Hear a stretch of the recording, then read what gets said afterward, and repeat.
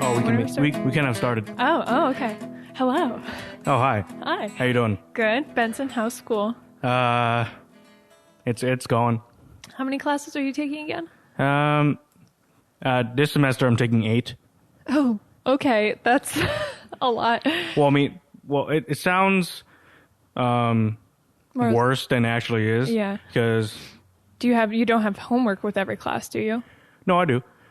Sort okay, of. Well, so there's like 6 classes that are like quote unquote normal classes, right? Mm-hmm. Like 3 credit academic classes. But then there are a couple more classes that are music classes that are like 1 credit things. Yeah. So those are kind of just for fun or things that... Yeah. Because the way I think about it is 6 normal classes to get to a full load of 18 credits. Mm-hmm.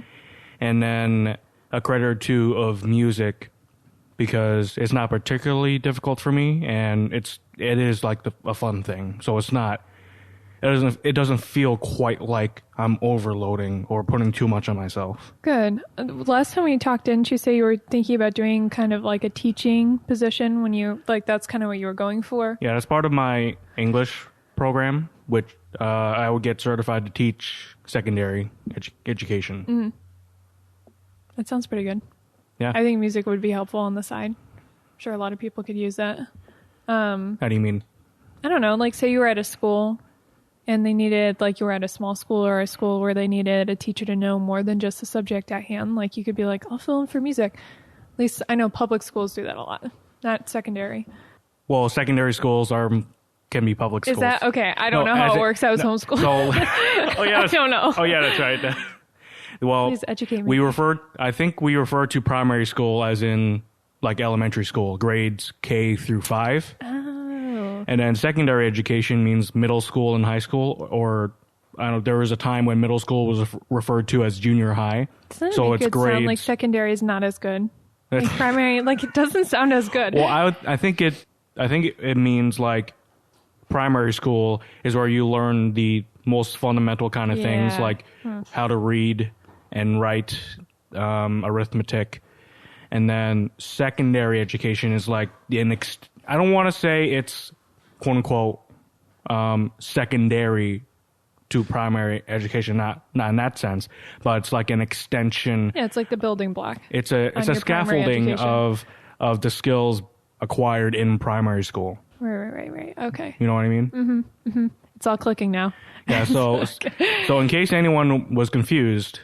Well, now I know, and that's the most important in case part, anyone didn't know beforehand, primary school is essentially kindergarten through 5th grade, at least here in the States. Yeah. And then secondary education encompasses grades 6 through 12. So you rather work with semi-adults than little kiddos, even though they're still kiddos. I wouldn't say I'd rather even work with semi-adults, but I mean, I guess ideally I would want to teach at like a university level, if that could happen. I could see that, Professor Benson. Yeah, do it. I think Although if that ever does happen, I'd probably need a doctorate in like say if I wanted to teach English, it'd be a doctorate in English, and I would be one of those who like always corrects people like it's doctor. Oh yeah, Ty. Yeah.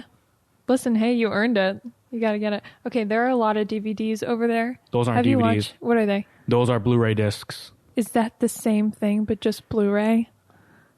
You still watch video on that, right? Yeah. Wait, do you not understand the difference? There's some isn't people... it clearer picture?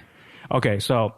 I literally don't know Let's go anything through that the history of home video. Okay, let's do this. So... I know VHS. Yeah, VHS was introduced... Highly flammable. VHS was introduced in 1976. Mm-hmm. It's for the longest time, it was like the thing to have media on, right? The magnetic videos, tapes on that, and you'd have to rewind them and all that. And then there were other things like Laserdisc and Betamax and whatever, but like VHS was like the thing that made its mark. And in 1996, the year I was born. Yeah, same. They introduced DVDs, the medium of DVDs, which stands for Digital Versatile That's Disc. so weird. That was the year they did that? Yeah. I feel like no one really pushed over to that, like in everybody's home, until I was probably like 5 or 6. Yeah, I mean, it does take a while. It takes a while for people to adopt these things because they're so attached to whatever came before. Yeah, and they're still producing VHS. Yeah. Yeah. Yeah, at that point they were. Yeah, it was still like, It's weird. VHS was still a very big thing that people got. And so digital versatile disc, which means it doesn't just, it can store digital media that's not just a movie. Like you can put images on there, MP3 files. Oh, yeah. So It covers everything. It kind of, well, not It's like an SD card, sort of. kind of. Yeah. It was like the Mixed with a hard drive. sort of. Mixed with the VHS. It functioned as digital removable storage, but in the form of a disc that you can put into an optical drive. And then it was 10 years after that, in 2006, when Blu-ray discs were first introduced. The thing is, with so DVDs are still like a lot of people Pretty still standard. use DVDs today, but and it's still used for lots of different things. Like, say, if you want to put like a computer's operating system installation media on it, or if you just want to hand over a thing, but you like happen not to have a flash drive for whatever reason or something like that. It still acts like a quasi flash drive kind of thing. But for the main way people use DVDs is to like watch movies, television, video. And because the limitations of DVDs is they can only play in standard resolution. So not high res. No. Ooh. The highest resolution a DVD can store and play back is 480p, which is pretty standard. It's the upper limits of standard resolution. And the reason for that is because optical drives that only read up to DVD type media, they use a red light in order to encode and read the disc, right? And at some point, some people were like, "What if we use a blue light?" Because that's on the opposite end of the color spectrum, and it doesn't. I'm not sure how exactly to say this, but it's just like it takes less energy, bandwidth, or to produce the image, to read and encode things onto a disc. And so they developed Blu-ray discs, which is why they're called Blu-ray.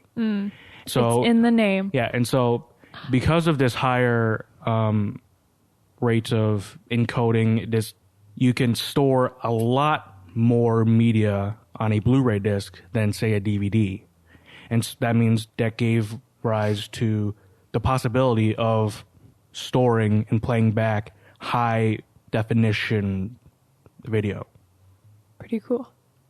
Well, I'm not done yet. Oh, so well. That's, you acted like you were, so. And so most Blu-ray discs, most things you consume on a Blu-ray disc, they're encoded as what they refer to as full HD, which is 1080p, right? 1080p, yep. Which is it's just like. I've heard that before. Yeah, and I would feel, at least to my mind, 1080p is kind of like the minimum thing now. It's like it's been around so long. It's so like most, say, videos on YouTube you watch, it's 1080p. Like it's not hard. It's not expensive. It's not expensive or difficult to get like 1080p video now. So it's kind of the norm now.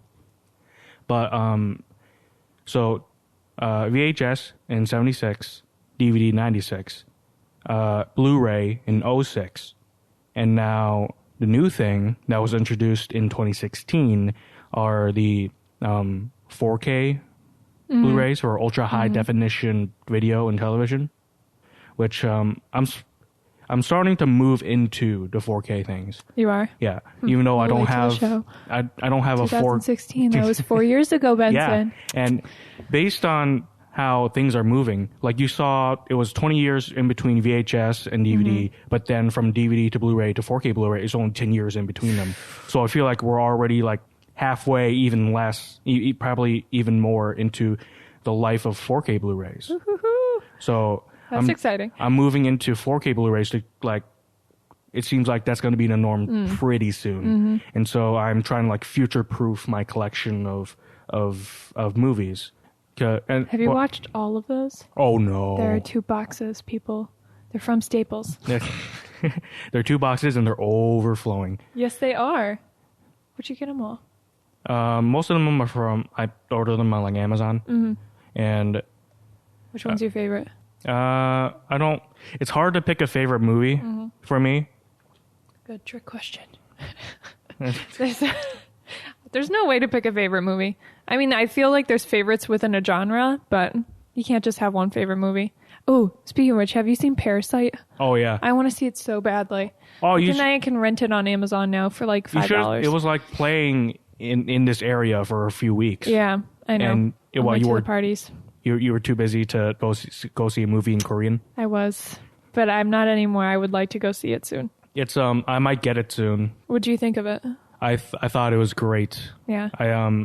I keep a spreadsheet of all the movies I see in theaters, and I also there's a column where I give them grades, and I give it an A. I loved it. Well, okay. What deserves an A+ then? What kept it from the A+? Or is that not really a thing? I mean, there are movies in the spreadsheet that are A+ that I would say. I mean, they are subject to change. The way I feel about the movie can change, and therefore change the grade. Like your day and like your attitude towards it, like the experience you get. Oh yeah, it's about like the it experience. It's about the experience watching it. So, the most recent movie I saw was Gretel and Hansel. I've heard of it. I haven't seen it. It's like a retelling of Hansel and Gretel. Yeah, just an old fable. As a kind of supernatural horror movie kind of thing. And first of all, it's not great. It's not a great movie.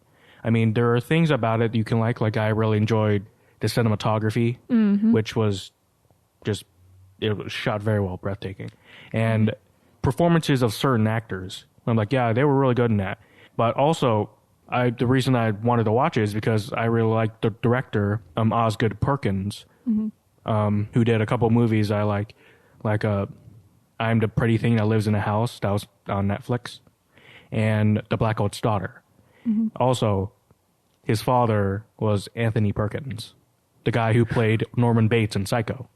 So it's like... That's big news. That's big stuff. So Osgood Perkins doing horror movies, no-brainer. It's in his it makes sense. It's in his blood. And I wanted... Even though I looked at the reviews, like the Rotten Tomatoes score. Yeah. And I saw like... It's like... people say it's not great, but I still... Like, I like him enough as a director. I want to be I'm interested to see what he's doing. And so I gave it a shot. But I saw it really late. The screening I went to started at like 8:30. And it was the last screening of the entire day for that theater. And I had a long day and I was kind of tired. And so I ended up like sleeping through some of it. Or not sleeping. I've done that recently. Not sleeping through it, but it was like I kept like nodding off. Yeah, I did that during Star Wars, and I did that during Knives Out. I missed the most important part because it was so late, and I was like, I'm so comfortable, so I fell asleep while they were explaining the very important things that you miss.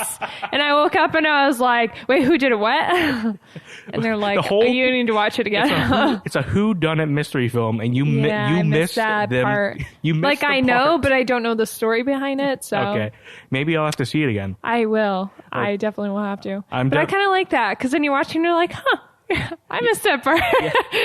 Yeah, or like even if it's a new movie, or even if you are awake and very, very engaged through the entire movie, you're not gonna watch it again until like you think you like it enough to say buy it, and then you watch it again sometime later, and then you're not gonna remember every single detail. No, but so I it's like fun those to rewatch movies too that you like, especially when there's a good plot twist that you weren't expecting at the beginning.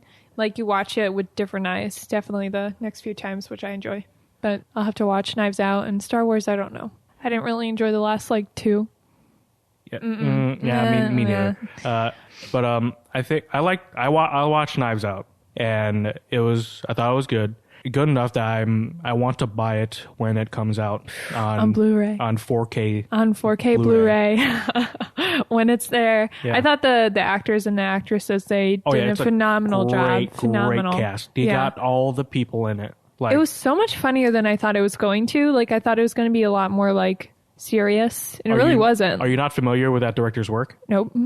His name is Rian Johnson. Okay, Ryan. And, tell me well, about he yourself. did Star Wars The Last Jedi. But he Oh. he did other movies that I like. Just such name a- Roger what again?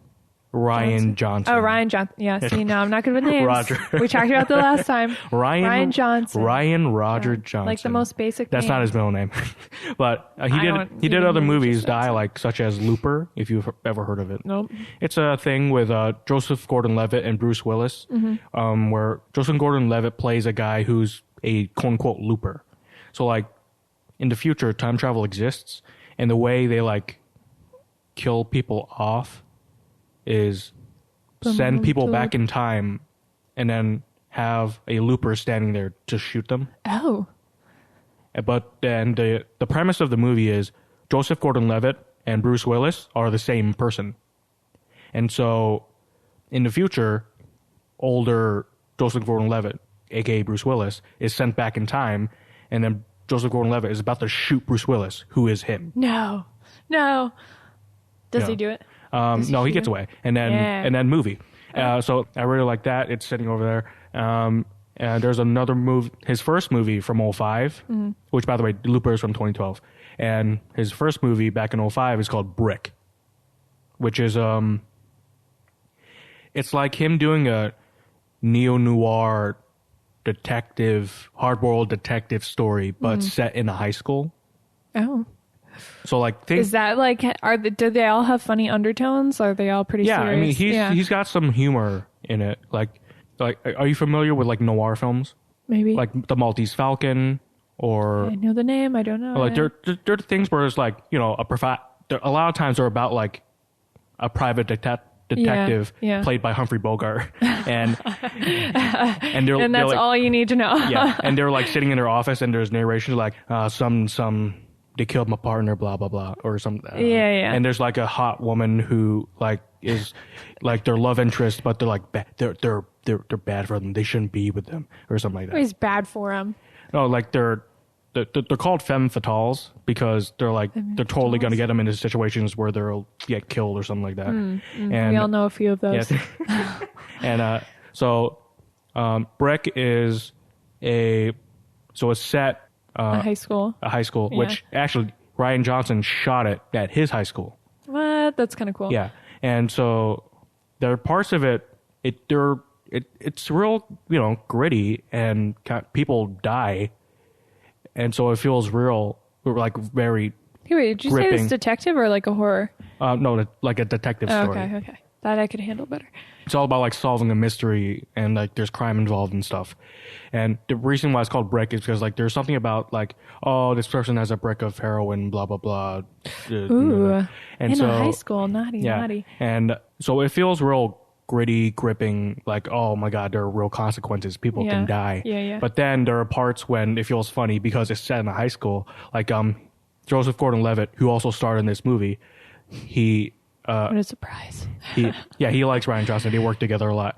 And so he's like meeting with some guy who's like a equivalent of a crime lord inside the high school. He's meeting him at his house. They're in high school. His mother's there. And they're just like in, Like she's sharing cookies with them and stuff. kind of, yeah. And they're just sitting at like a table that's in the kitchen. And That's so awesome. and then there's something they're having a heated discussion about something, and then he's like yelling, and then his mother says something innocuous, and then you remember, oh wait, that's right, they're just kids in high school. But they still sell drugs, and they're still like a Crime gang lord. Yeah. That's heavy. Oh, that's what I missed, huh? Yeah. I just got the homeschool version of that. My sister would beat us up, you know, and then someone would tell my mom, who was the principal. That's about all I got. Yeah. Heard some pretty crazy stories about school, but I was not a part of that. Yeah. Yeah, it's not great. Yeah. I mean, Sound great. I was about to say like particularly public high school, but now, Honestly, no. I know a lot of people who went to bad private schools too. So not that the private schools are bad. It's just like kids are Yeah, kids. no, kids within the schools are bad. Kids It's are not kids, the and schools they're themselves. like, so kids are kids, and they're gonna do stuff. Oh you yeah, know? no, it's a terrible social experiment. Really, it's Schools? a very interesting one. Yeah, I don't know who thought of it, but it's crazy. I mean, I'm thankful for the. Although I suppose you're not, because you were homeschooled your entire life. Yeah. Well, there's things I'm thankful for and things I'm not. Like, so, like, I really didn't like it at the time being in high school. I felt very ostracized. Like, I like people and I wasn't around people, so that was hard because I felt like I was missing out. But honestly, like, I really had to push myself on my own and be really reliant on myself. And that helped a lot in high school because everybody was like, I need help. Or, Oh, wait, when did you enter, like, an actual school? 19. I was 19 when I went to Northwestern. I graduated late because I was behind in a couple subjects. Because you just said high school. I thought that meant like you entered. No, but I mean, high like, school. no. I thought about it a couple times, but my parents, like, they just said no. So, and there wasn't that much in Goshen. Like, it's Goshen. Yeah, there's yeah. nothing there. I would have had to go to. Is it there's Wamogo? a library. Yes. Which one is the one that I think it is Wamogo? No, there's Wamogo, and then there's the one in Litchfield or Bantam. Maybe that is. I can't remember the name of it. What is it called? Explorations or? No, like Exploration. That's in Winston. Oh, it's like right. outer skirts of Winston. Yeah. Winston. No, Winstead. Yeah, I think that's Wamogo is the one that's in that area. Okay, so it is Wamogo. Okay. Yeah, I don't know. Maybe. I know something. Finally. I might be wrong. We could both be wrong right now. I'm not going to look it up. Are you? No. Okay. Moving on. Okay, wait. So, what do you like? What are you like at college, and what are you not enjoying in class? Are you enjoying all your classes? Well, there are some classes I'm enjoying more than others. Like, well, I enjoy my guitar classes because I get to play guitar for some time, and you know it's fun to learn new things about guitar. And I'm taking a screenwriting class right now, and I think, well, for one, I feel kind of bored because I already know how to write screenplays. It's a total introduction for like people who don't know what screenplays are. Yeah, really. yeah. And you already know. and like it to get people to start writing, you know. And you know, I've been studying the art of screenwriting for a few years now. You don't have to tell me how to format things, and especially because I have programs that I use to write screenplays, and they do it all for you. And there's the mechanical bits of like, hey, this is what a screenplay looks like. It has to be formatted this way, and you have to use these. So, has anything surprised you about that class then? No, not really. Yeah. Especially because so there's the bit about, hey, this is how they're formatted, and like the technical things about screenwriting, right? Yeah.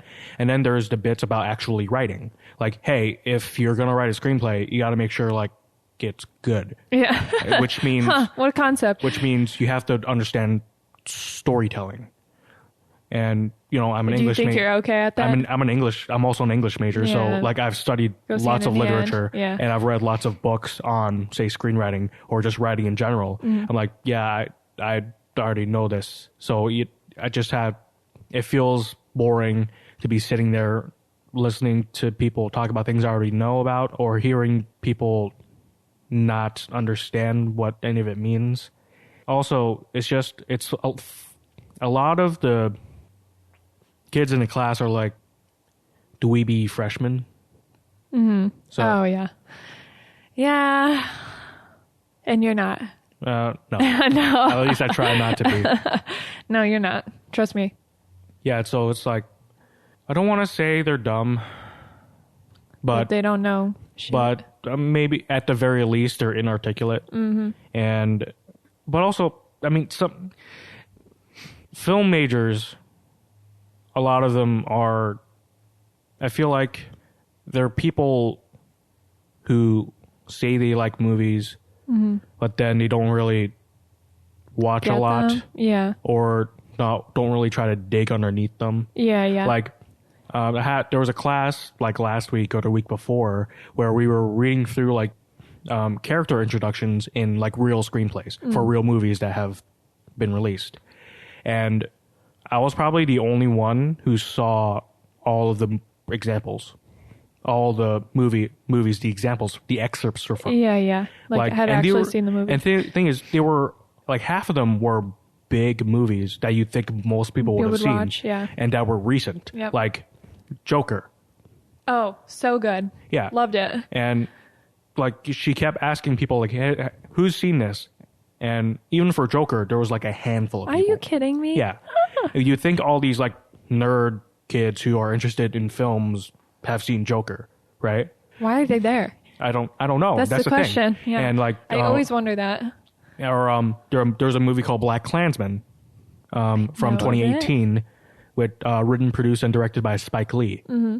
And it's sounds great. Yeah, it's great. I have it sitting over there, and it's based on a true story of Denzel Washington's son, mm-hmm. John David Washington, plays a guy named Ron Stallworth, who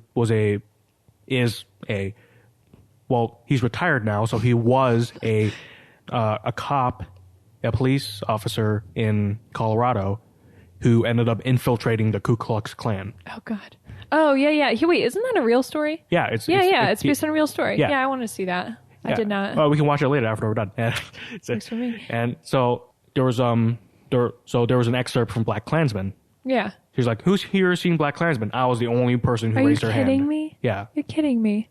I'm like, that's terrible. It's like it's not like it was a Black Klansman was not like an art house horror film in Serbian. Yeah, like a lot of people can't connect to. Like that's something. It was a big Hollywood film. Yeah, that's crazy. Nominated for lots of awards, got lots of recognition, killed it at the box office. Made by Spike freaking Lee. Mm-hmm. Have you not heard of Spike Lee before? You know. Mm-hmm. Yeah, I've decided this past year. At the end of the year, I started watching more movies in the theater. I started going to Bantam Theater more. Yeah, and I'm like. Like this, like I used to not really enjoy going to the movies. I rather watch them at home, but I don't know. I really like going to that theater just because of the vibe of it. And it's so sometimes much fun. I do too. But.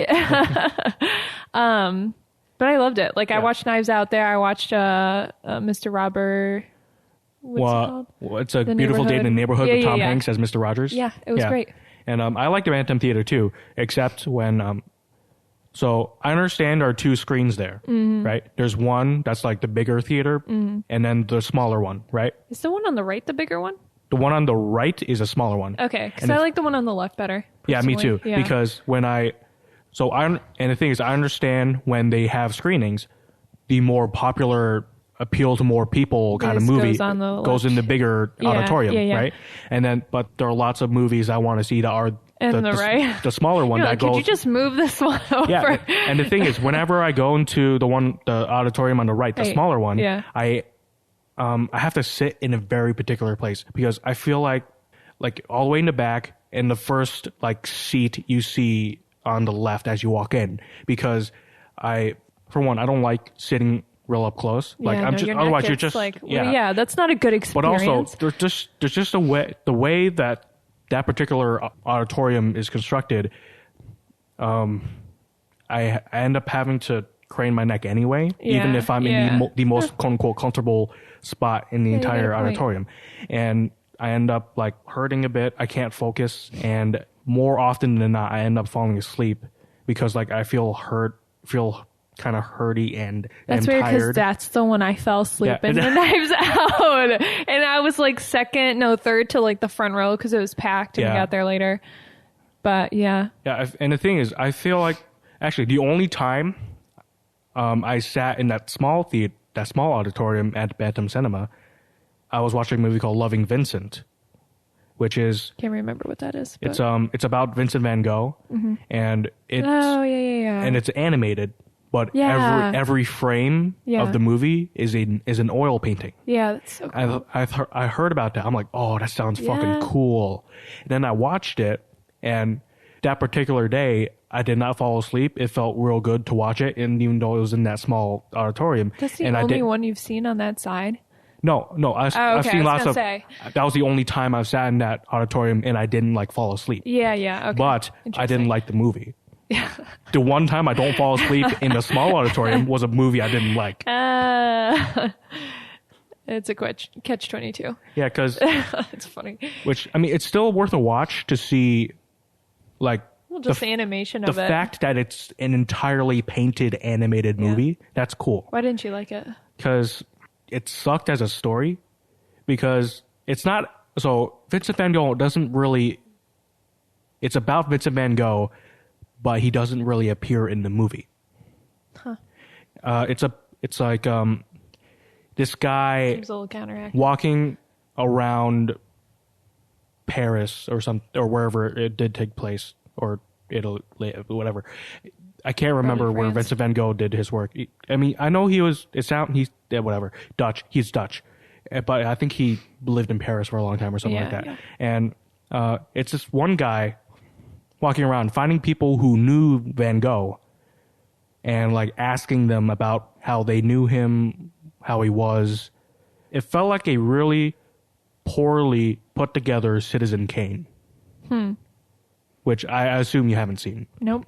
How'd you know? Oh, you're so good. Well, Citizen Kane is like probably a lot of people call it the best film of all time because it was released in 1941 and it like it established and modernized so many things that we take for granted now, right? And the way it was put together is lots of people, this one guy looking for people who knew the main character of Charles Foster Kane, and like, what was he like reading this book about about his childhood and whatever, and it's all flashbacks to the different points in his life.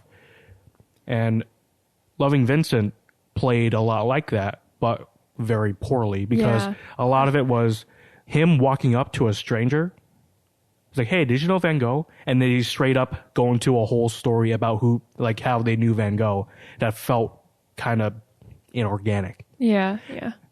And also, the guy looking to learn about Van Gogh was like, kept getting into bar fights and in the middle of him looking for people who knew Van Gogh.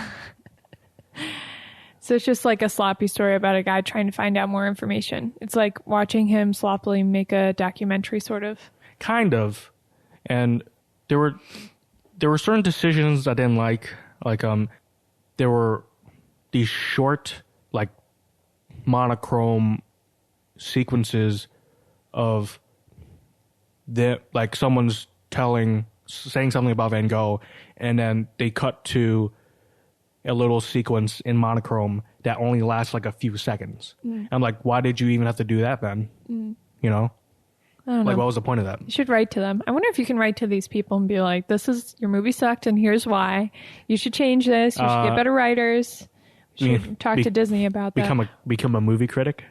I don't know, but like, can an average person just send out a letter to like the director and be like, you suck?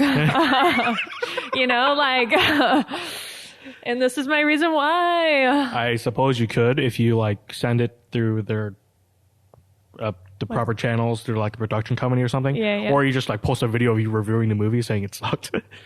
Tag them in it. Yeah.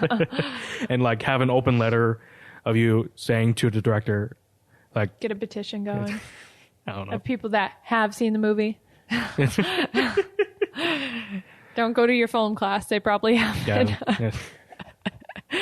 So you don't prefer that class, but at least you know things about it. But then what class do you like? I know you said you like guitar. Yeah. Guitar.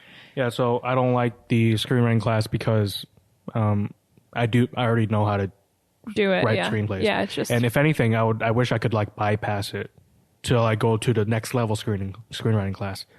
But yeah, it's just the familiar material and the kind of dweebiness of the rest of the class makes it not great. Yeah. Well, the thing that stinks about that is that you can't talk to your peers about what's going on. You can't like banter with them about different opinions and subjects during the class because they haven't seen the movie, they haven't done the research. So it's like you can't have a two-way conversation. And the thing is, even if they have, they're kind of it's not a good conversation. Inarticulate. Yeah. And well, they're learning. That's why they're there, right? Yeah. Well, I suppose. But also, it feels like people major in film because, like, either you're me and like you love film so much you want to do it. Yeah.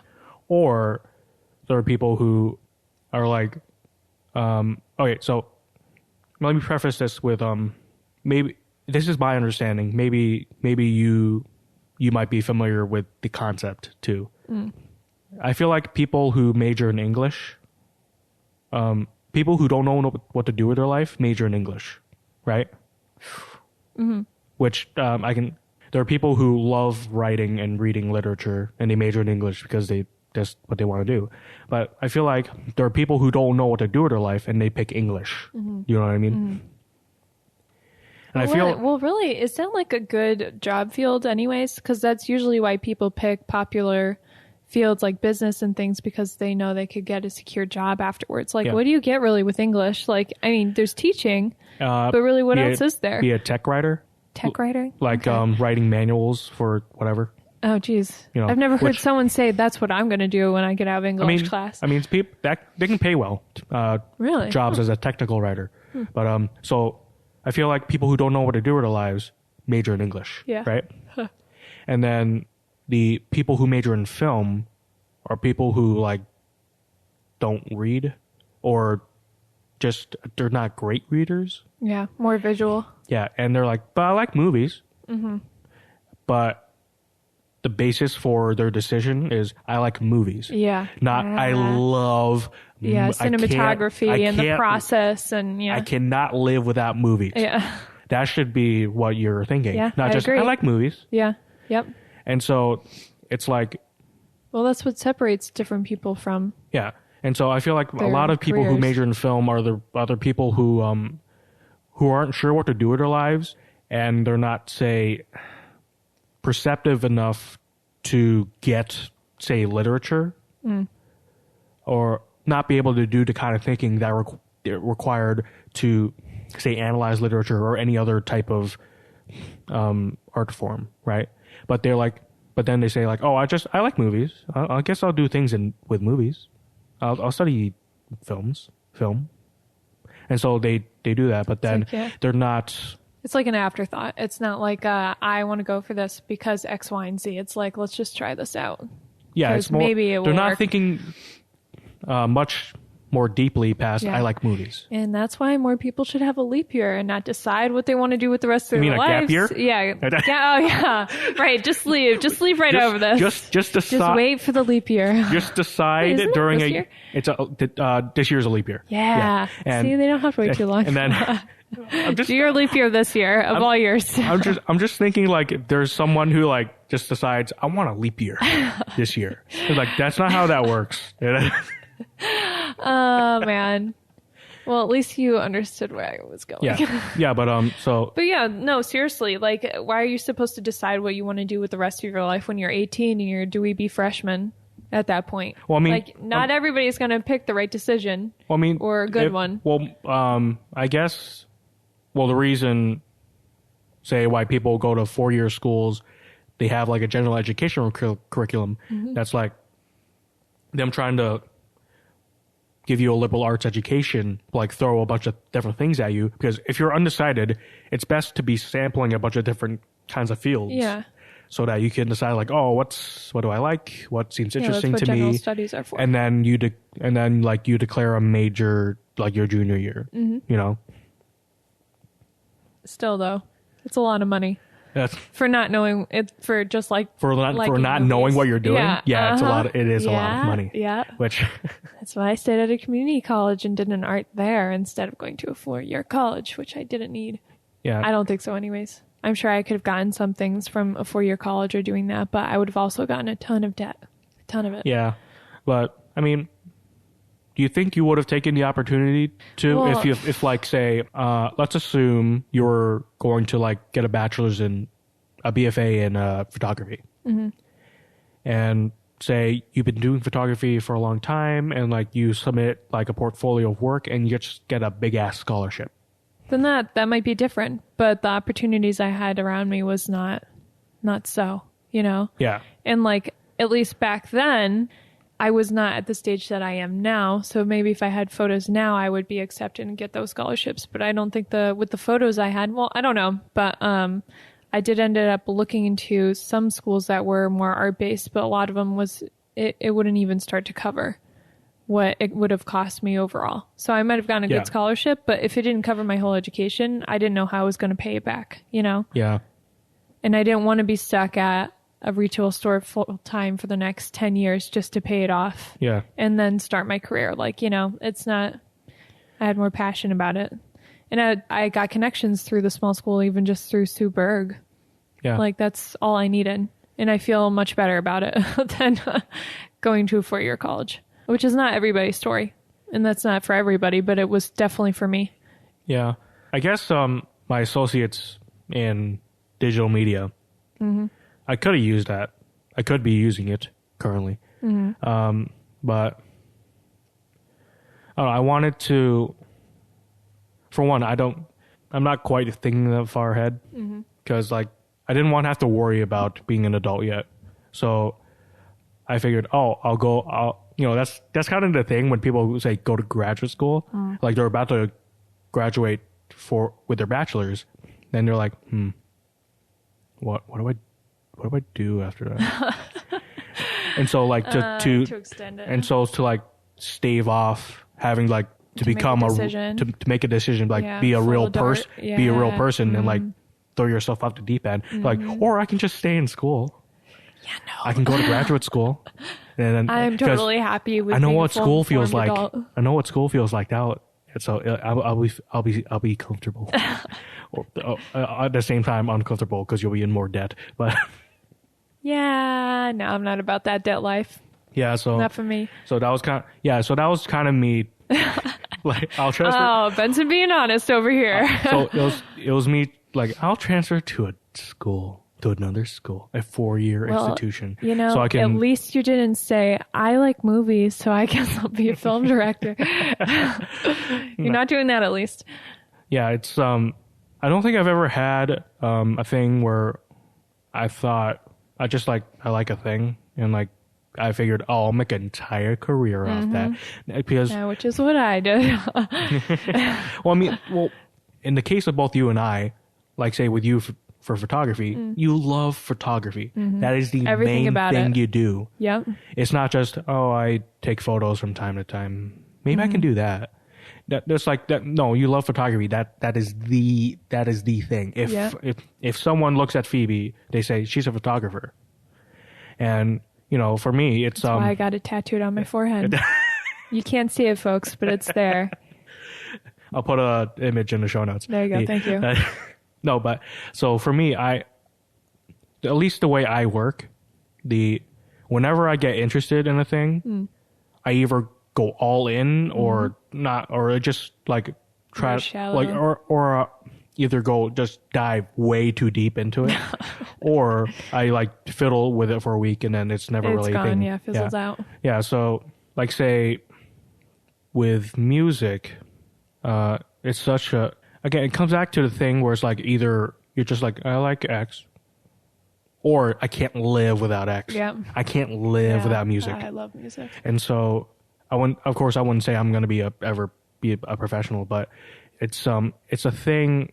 It's not going to be the main thing I do probably, but very likely it's never going to be the main thing I do. But it's still going to be a thing I do, and a thing that I put a lot of time and effort into. Yeah. It all stems from, and the only reason why I would put so much time and effort into it is not because I say, oh, I like music. It's because I can't live without music. Yeah. Yeah. It's way deeper of a motivation. It brings you farther. Yeah. It's not just, I like movies. Which, I like movies. But I'm also not trying to be a film director, so. No. And you don't own like upwards of like 250 movies on physical media. Nope, I don't. But I do like photos, and I like it a lot. And I have like 4 hard drives of them. So. Yeah. Have you ever thought about cinematography? No. No, that's more my brother-in-law. He has like a cinematography camera or whatever. I don't know. Well, they're just cameras. Yeah, so. But it's like he has like a box. I don't know how to describe it. It's super metally and boxy. And he uses like film lenses sometimes, and he restores things. Not restores them, but he gets like high quality old film stuff, and he loves it. He's really good at it, and he's been doing it. And he's a situation where he started going to an online school because he was in South Africa, and his mom was like, "Yeah, you should really finish school. You should really do this." And halfway through, like his first year, he's like, "I hate this." He's like, "This is not something I want to do." And like with my brother-in-law, if he doesn't want to do it, he's not going to do it. So he dropped out, and his mom was really sad. And he's like, "It's okay. Like, I'm just going to do video." And they're like, and he's like watching YouTube every day. And like, we're watching Casey Neistat together, talking about it every day. Like, that was like, I loved watching him every day. It was so fun. But it's like, we would just talk about it all the time, and like art and what we enjoyed and what he wanted to try. And he just started his own channel. And like from there, he's done car videos, like retail stuff. He's worked with a beer company now. He's done weddings, like everything you can imagine. And he loves it. And he's probably going to be doing it till the day he dies. But yeah. And he really likes movies. I think, so you've only ever thought about still photography, right? Yeah, well, I love video. Yeah. I really love it. And I can see a shot and I could set it up. But like the whole production that goes into it is a whole nother level. Like it's a lot to dive into. Yeah, kind of is. I love it though. Like I can see scenes in my head and I know what I would want to do. Yeah. And I can, especially with music, like I like the faster beats that you like put a scene with a beat.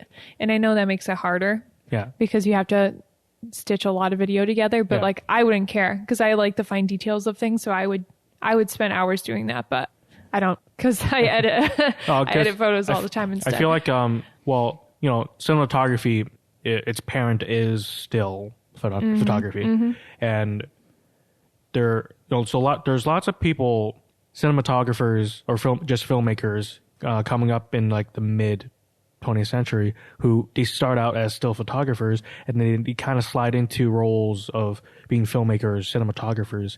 And there are certain skills that translate from still to motion. And so it's interesting to see the perspective of someone who came up doing still photography and how they perceive photography in motion.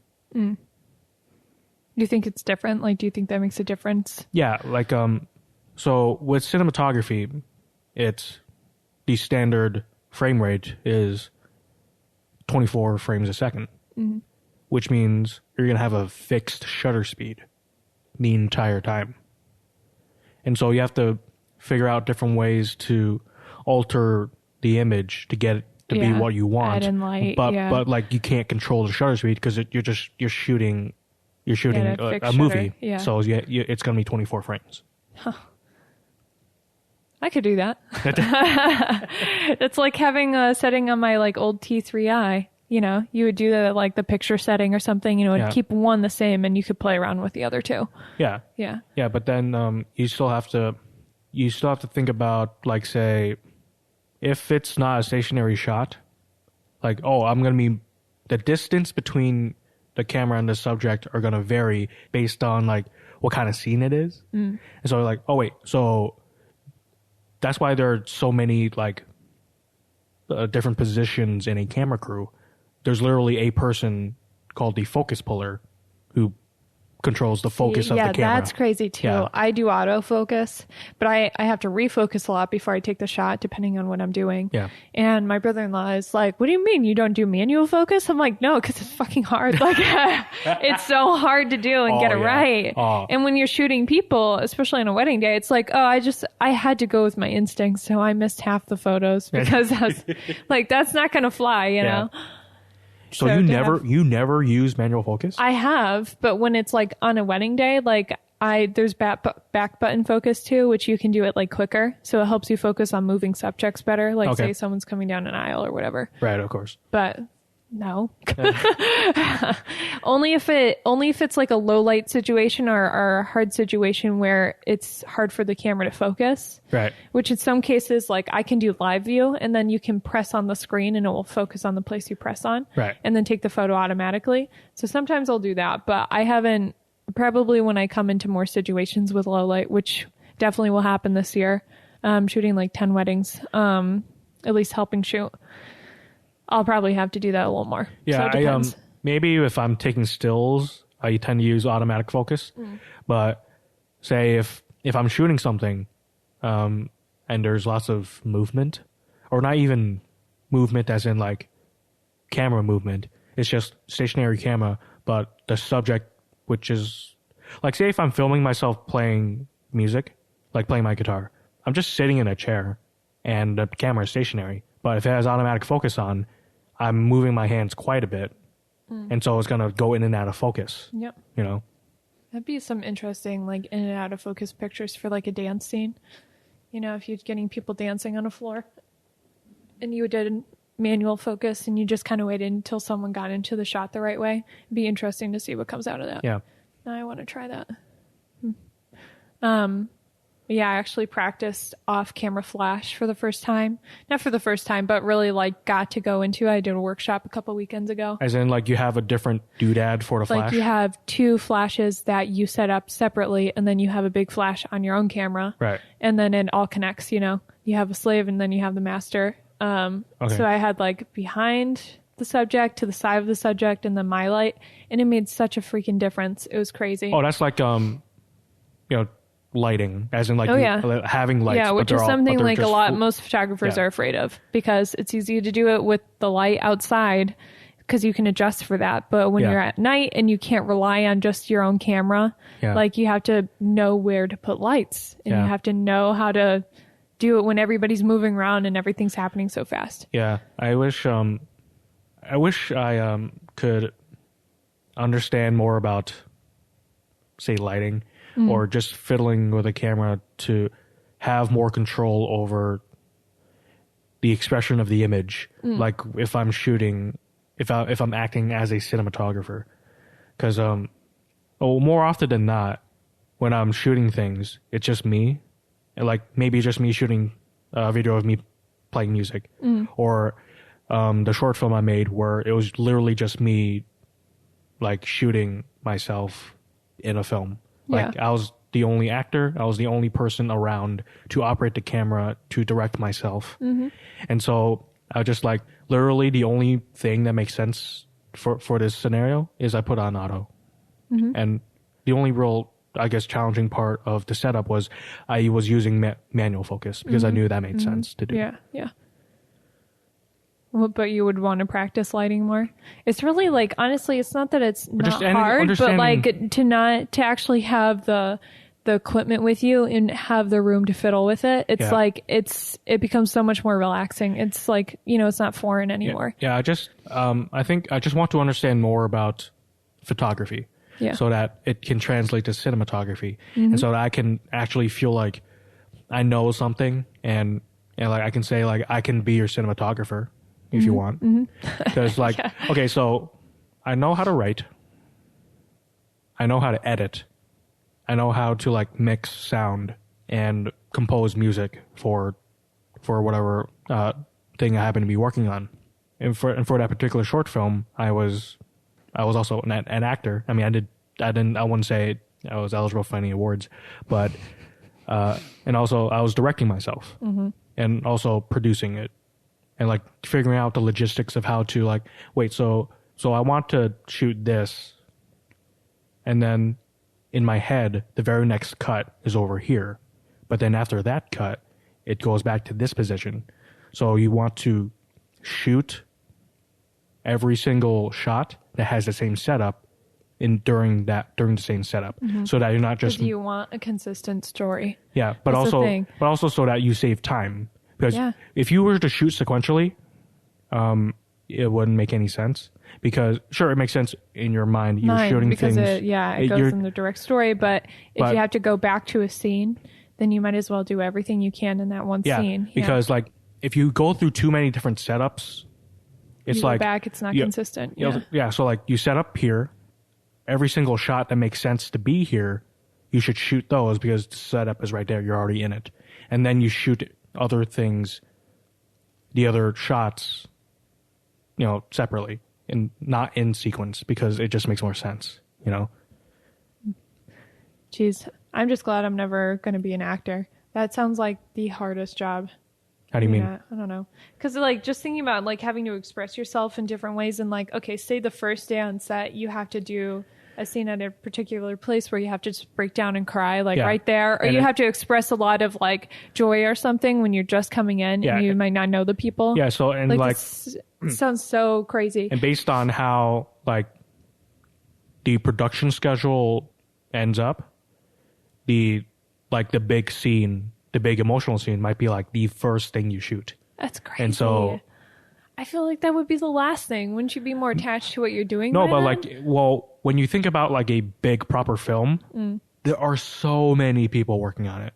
So many people. You have to make sure like all their schedules work out. And like it makes sense for like in terms of like say if a bunch of different scenes that are not next to each other in the film, in the timeline, but like they all take place in this say building, right? Yeah.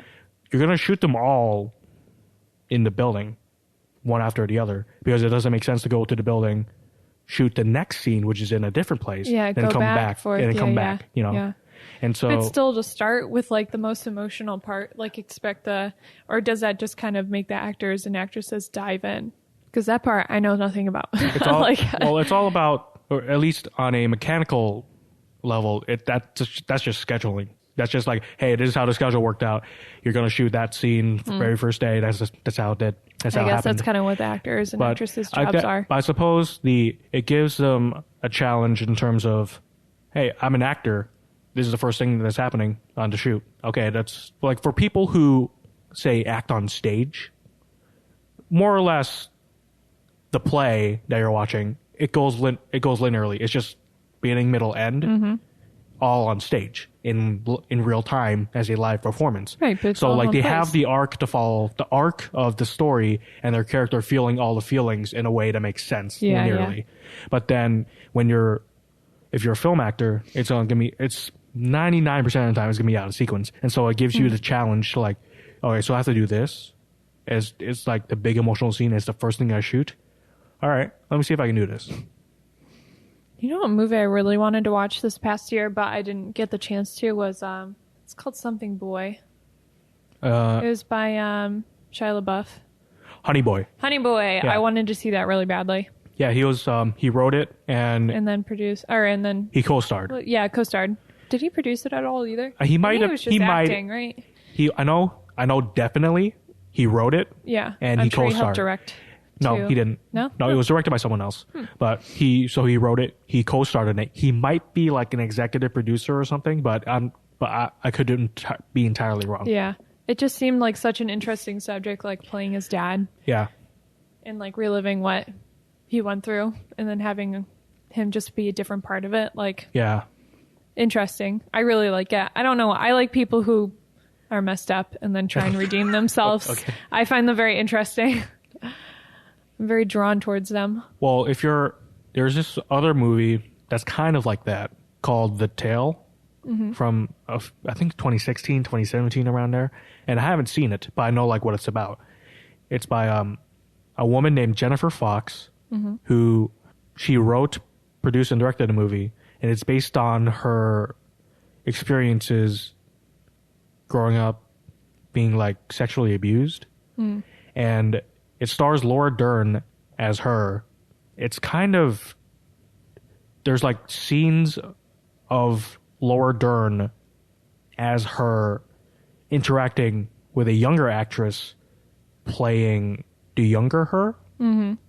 So like it's like her remembering her old self sort of thing. I could entirely be wrong, by the way.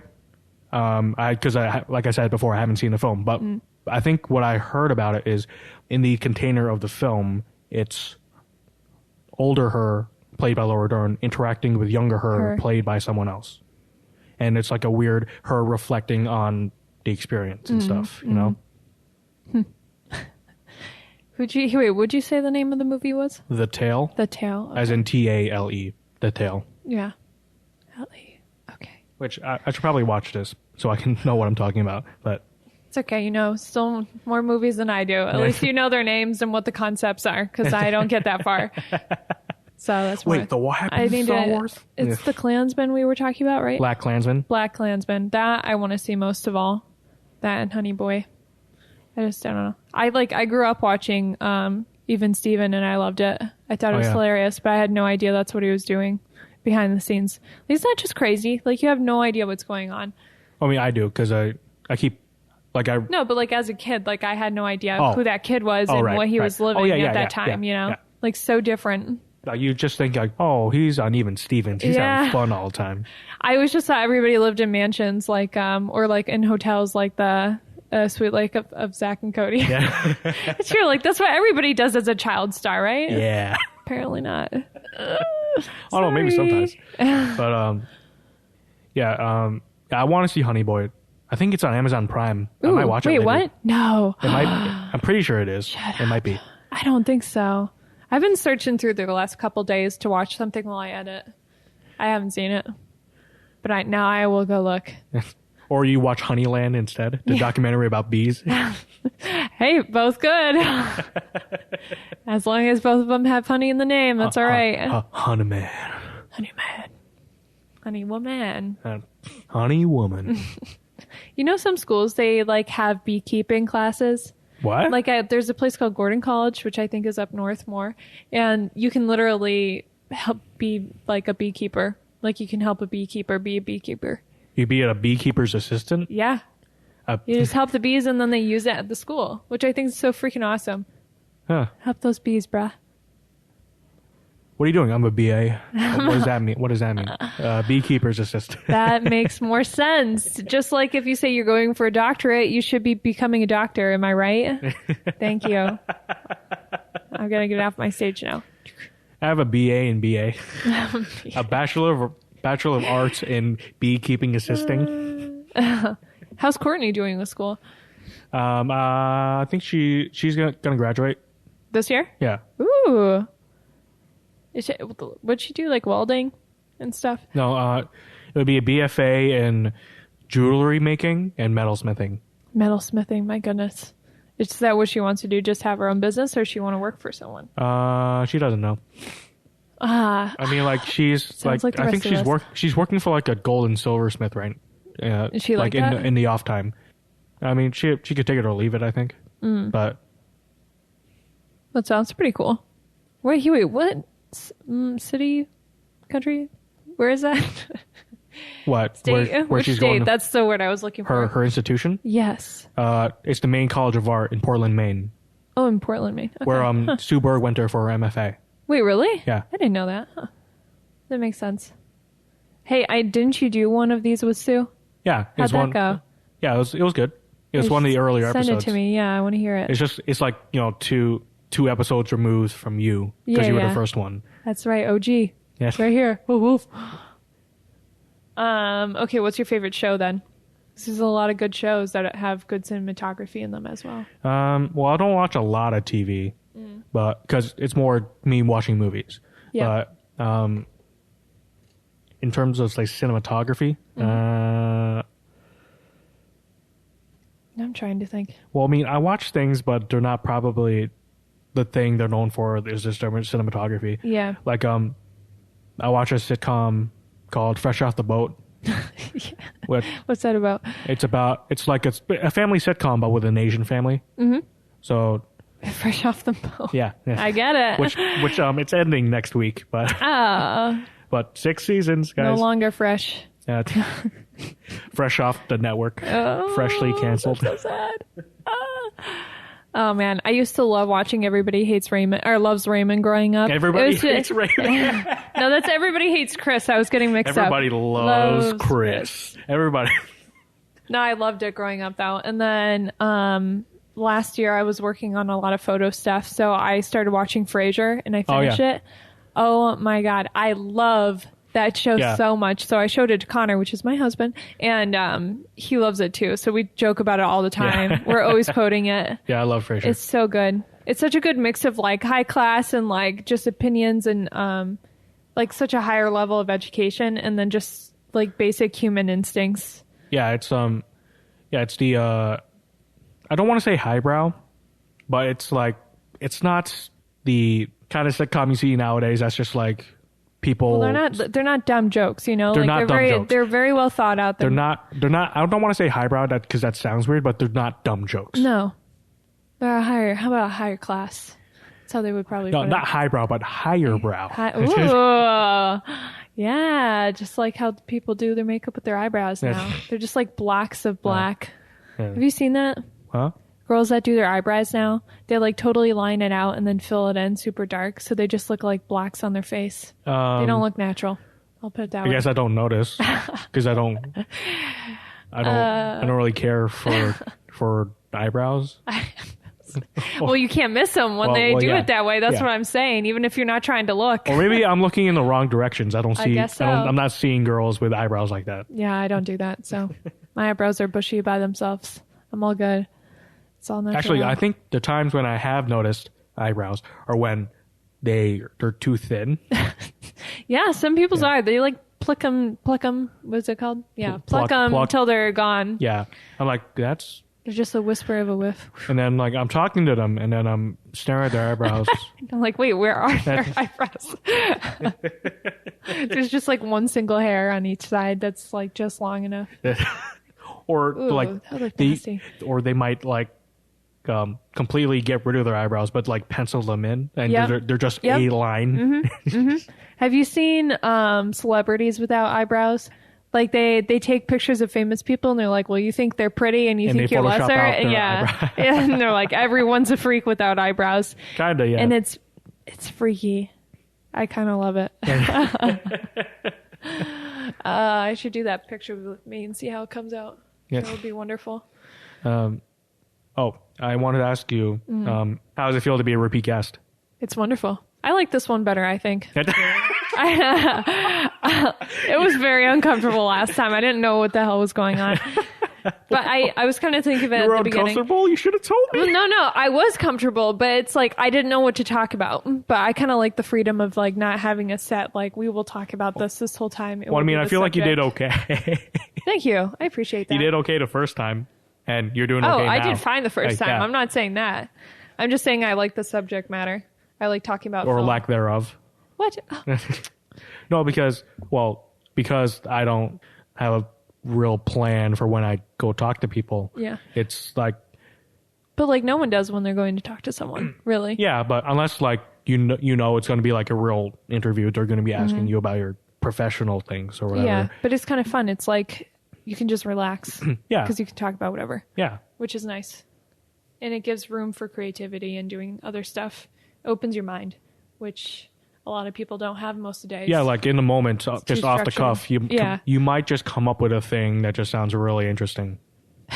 And yeah, right. or at least sometimes. Sometimes. Not every day. Or month or year. It just depends on who you are. And who your audience is, too. Yeah. But you think... Wait, do you tell people to listen to this? Or do you just kind of do it for you? Because I know last time you were talking about just for you. But do you ever tell anybody to listen to this? There's a difference between me just doing it and... So the reason I'm doing this is just to do it. Mm-hmm. Yeah, but like, do you ask anybody to listen to this? But that's independent from me promoting it. Yeah. So okay. I do like try to spread the word as much as I can. Mm-hmm. But like there are times when people ask me why I do it. I'm like, no. Just because. I mean, because most people think like if you're doing this kind of thing, you want it to get big so that you can like get most paid. People. You make money off it. I'm like, well, first of all, I'm pretty sure it's never going to be that big.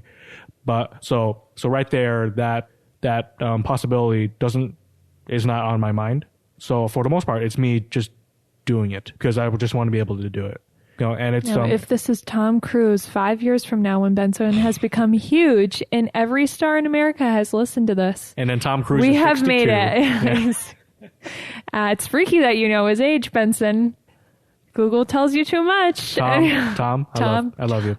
We love you, Tom. If you're hearing this, Tom Cruise, Thomas Cruise, Mapother the Fourth, if you're listening to this, and if you'd like to come on the show, I would be totally welcome to it. Okay, there you go. Yeah, bring your friends, Mr. Cruise. Bring all the producers you know.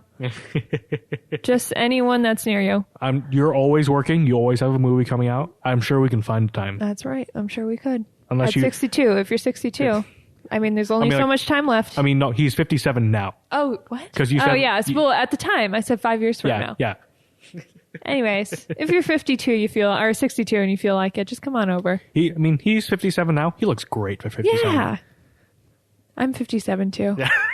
Don't I look great? That means no. Fine. Don't have to say anything. It's okay. Yeah. But, so I'm, the reason I'm doing it is just to do it. But also, like, I feel like cheaper therapy or something like that. Or it's just me trying to talk to people more. Yeah. Because... How's it going? It's going good.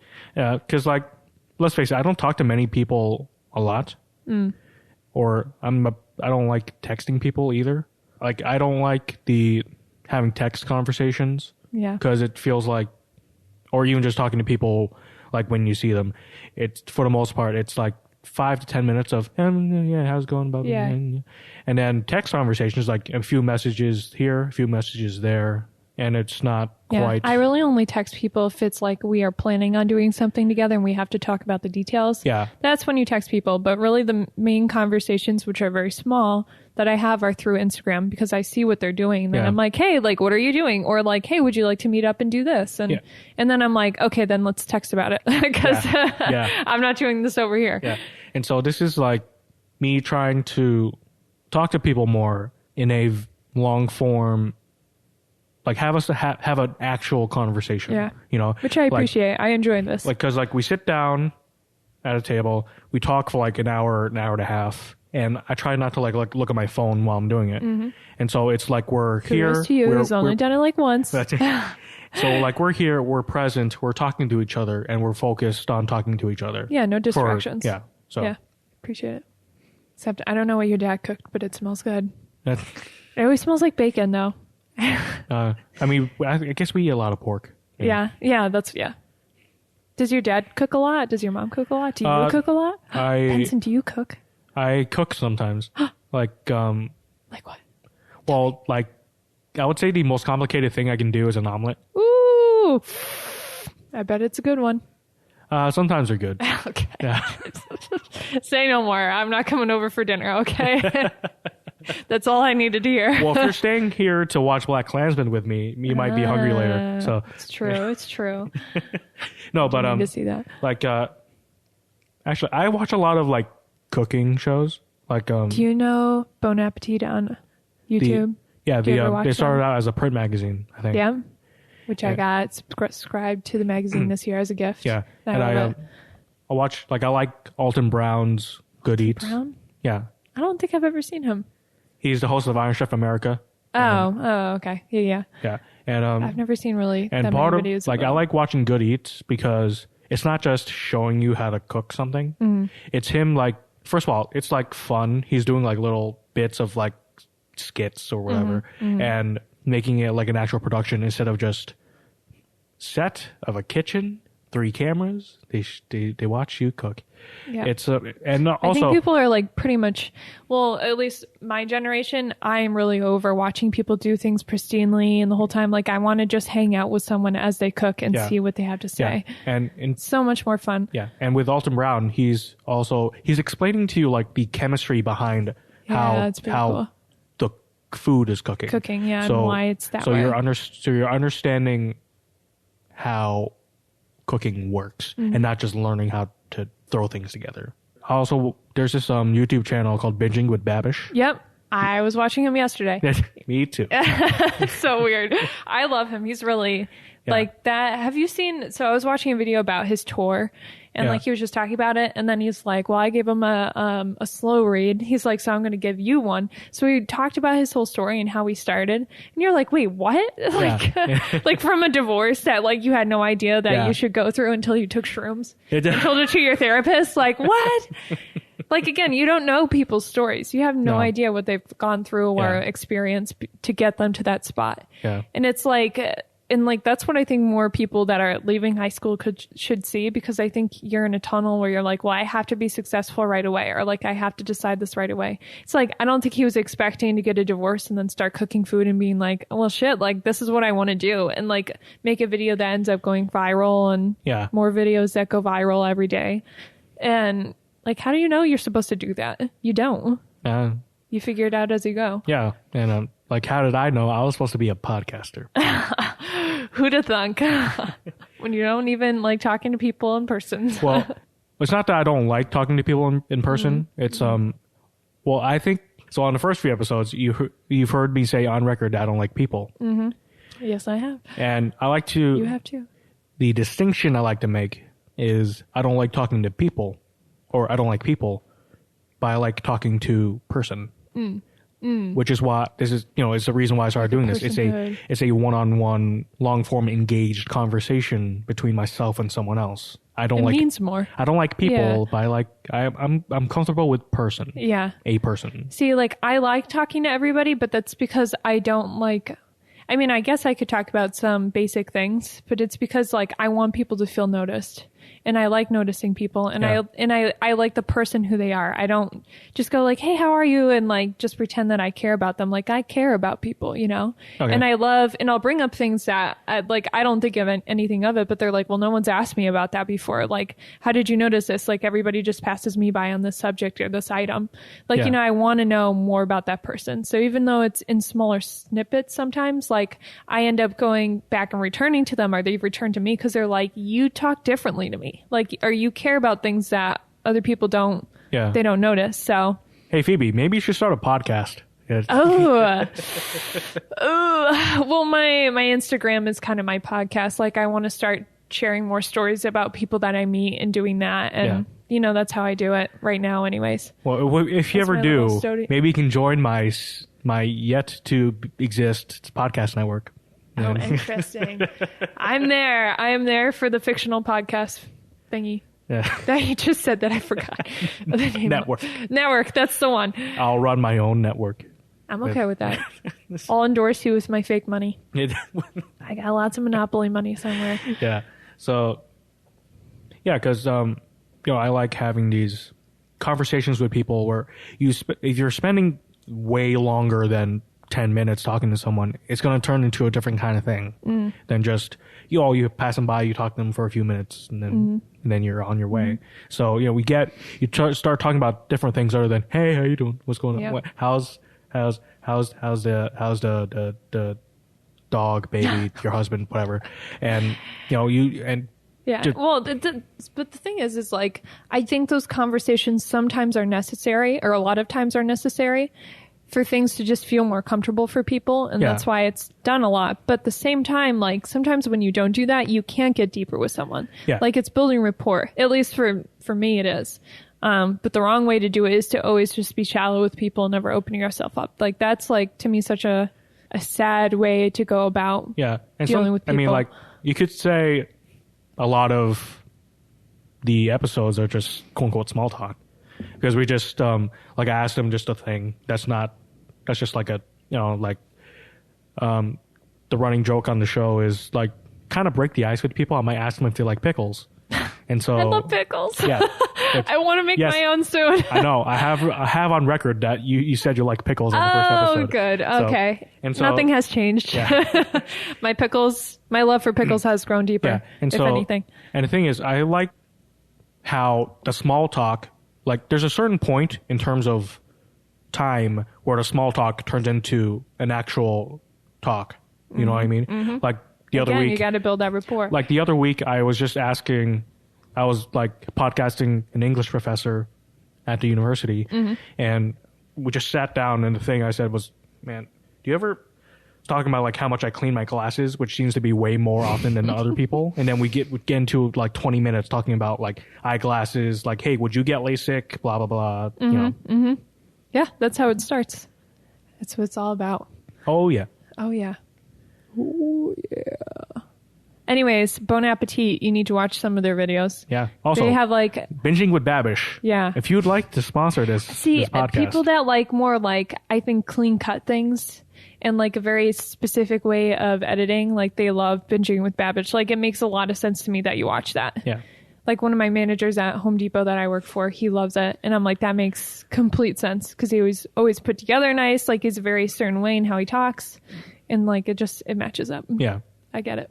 But I like Bon Appetit because literally the whole time they're like, who knows if this is going to work? They're like, I don't know why we do this, but they're like, but this is why we do this. And then they start talking, and then other characters, you could say, quote unquote, from the kitchen come in, and then they start talking and just bantering about something. And it's like, and they're not like, they don't cut out mistakes. Like they add them in on purpose. And it's just, and some characters are more like buoyant and funny, and other ones are more reserved, or clever. And it's so fun to see. It's just a community of people you get to basically like intrude on and watch. Yeah. And you get to learn about food, which I like doing. So. Yeah.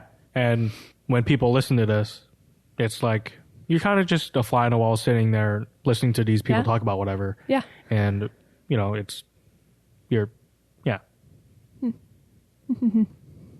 like podcasts. I like listening to other people. Which, by the way, how many have you listened to of this show? I don't know of this. Yeah, just mine. just mine. Well, here's another one for you. When this goes if you out. wait, do you have it on Spotify? Oh yeah. Oh, well, in that case, then I'll start listening to more because I didn't know that. It's I try to put it everywhere. So there you go. Yeah, it's free. Wait, no, you have to pay per year to be on Spotify, don't you? You have to pay something for Spotify Premium. Yeah. Yeah, I mean, if you want to use that tier of service, but I think you can listen to things. Oh no, I mean like putting your podcast on Spotify. No, well, I don't have to, but the particular service I'm using to distribute the podcast and host the content, they happen to charge Spotify is included within that. Yeah. Part of it is, yes. Okay. Another question for you. First time we did this, I was wearing headphones. Yeah. Why am I not doing that again? Because I find you don't really need them. Okay. I'm okay with that. Well, we're just sitting across from each other at a table. We can hear each other fine. Yeah. I feel like I'm about to eat this microphone though. But like, it'll make more sense if if we were in a radio station and like there's like panels all over the wall to absorb sound and then you would want the headphones and like there's a big ass table with a bunch of equipment in between us, and this is kind of a big ass table, and we're not actually like seeing each other, you know what I mean? If you were in a radio station, that would make more sense. But like we're literally sitting at a table. There's maybe what feels like 4 feet between us, and so we don't really need them, especially given that this is my basement where you can hear yourself. There's a good amount of reverb in here. It's not you can totally hear yourself and the other person. So another question for you. I just thought about this. Also, my bag is getting too full when I pack everything up and bring it to like the university to podcast other people. Then you want to make some space. I literally cannot fit more than what I have in there. Just for everybody to know, it's like the size of a small laptop bag, and it's a little bit thicker. It's like you could fit comfortably 3 small laptops in there. Yeah. That's about it. So it's not a big old bag. Yeah, so I can't fit like and for some reason 2 pairs of big ass headphones in there. Yeah, no headphones allowed. That's fine. I'm okay with that. Have you ever watched Hot Ones? Oh yeah. I freaking love that show. Yeah. That's another one. I am like astounded by how much he knows about his subjects and how interesting the questions are. And like you're eating hot wings as you go. Yeah. And hotter wings. And then you just start breaking down as a human being. It doesn't matter how famous you are. Yeah. And it's wonderful. It's so wonderful. I love it. Oh yeah. I think it's genius. I would love to come up with something like that. But which, by the way, Sean Evans from Hot Ones. If you want to be on the show. Sean Evans, you can be on the show. Yeah, I would totally be open to it. You can bring your hot wings or not, because we know you hate eating hot wings outside of the show. You do it literally all the fucking time. I understand. You don't want to live that life all the time. First, we feast. The company that produces Hot Ones. Listen, we will start with something that's semi-hot, and we will just go lighter and sweeter as we go along. We'll do the opposite of hot wings. I'm probably not famous enough, but I would totally love to be on the show. Oh yeah, on Hot Ones. Yeah, we'll come together. And Sean, and if you're listening to this, Mr. Sean Evans, host of Hot Ones, produced by First We Feast. If you're listening to this, I would love to have you on the show. I will endorse that. And then we can watch like The Conjuring afterwards and talk about movies. Whatever you want. Yeah. Your choice. Yeah. That's it. That's all I got. That's all I watch. Oh. You know everything about me I now. thought you meant that's all you got, as in you don't know what else to talk about now. That too. But I could tell you what I'm doing the rest of the day, but I don't even really know. Yeah. I mean, well, you don't have... I sort of know, but... You don't have to do you have to like leave at... Yeah, sadly. Okay, so, because, lately I've been trying to...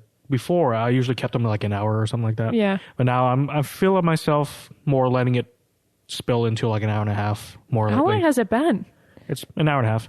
Oh my goodness. Or something What? like that. We're close to it. That went very fast. Yeah. Well, small talk, am I right? Small talk. Talking small. Talking small. Or you all are small, and that's why you have to talk. Talking small for a long time. All right. Well, turns into a big small talk. I'd like to thank you for coming on the show again. Yeah, thanks for having me. Cool.